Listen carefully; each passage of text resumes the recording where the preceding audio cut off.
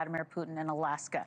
A huge meeting, of course. U.S. Army combat veteran and national security expert Rico Danielson joins us now to talk through it all.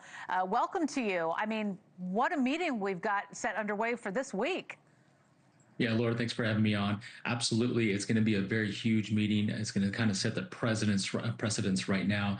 If you really think about it, Ukraine, unfortunately, has lost the initiative and the momentum in the conflict and now has to come to the deal, right? And Trump and Putin obviously are deal makers. And part of this deal is, hey, we want a portion or a region of the eastern side of Ukraine. And if you look at those regions, it's actually a very strategic region. It's unpopulated, really not much going on, but it allows Russia to gain access to the port of Maripol and also different sea accesses. So this will allow them to regain control, and possibly even have a more naval dominance or readiness, if you will. But part of that agreement is we need to have peace. So not only is this a land deal now, but it's also a peace deal. Yeah, what do you think? I mean, can Ukrainians trust Putin to make a deal? Many people are looking at this, kind of shaking their heads, but maybe it could work. How do you see it? I see it could possibly work. You're right. So whenever you're dealing with a negotiating, especially with your enemy, I saw this in Iraq, Afghanistan with the Taliban and also terrorist organizations, you have a 50-50 shot here. And the thing is, you have to put the best foot forward and you have to make this deal very enticing. What can you do? What can you provide? And what does the land provide? And the overall strategic goals here. And if you can lay those out in a beneficial manner and also de-escalate the situation, I think it's a win-win. Yeah, and we're talking about, Putin being in the U.S. for the first time in 10 years. So this is historic on a lot of levels. And now Trump has changed his tune on Putin over the start of his second term. Let's listen. I think that's going to work out, too, but it's so many people have been killed. I hope we're going to be getting a deal done with Russia. I'm going to speak to Vladimir Putin, see if we can get it ended. I said, do me a favor. I'll handle Iran. Help me with Russia. We got to get that one settled. No, I didn't make any progress with him today at all. We're not happy with Putin. I'm not happy with Putin. I can tell you that much right now. We get a lot of thrown at us by Putin.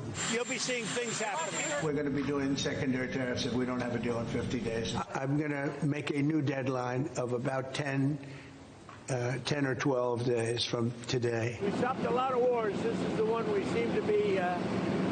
This should be the easiest to stop, and it's not. We're going to see what he has to say, which is going to be up to him. Very disappointed. Okay, so that is a great example and a good string of sound bites for us, right? Do you think that Trump still has as much pull with Putin as he once did, and especially when you listen to that evolution? Yeah, the way I look at it is this deal is much like an accordion effect of war, right? You have some good days, some bad days. You're going back and forth. It's very frustrating.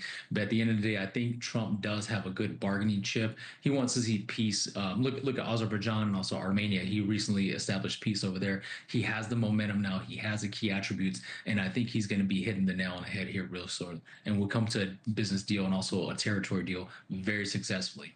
All right, so we've got our date on the calendar circle for Friday, so we'll watch for that.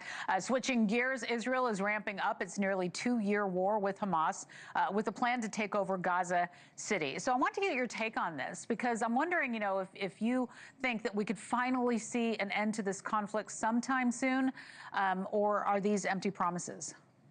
I hope nothing but stability and also peace within the region very fastly. And here's what I see. Israel is reasserting its control over the Gaza Strip.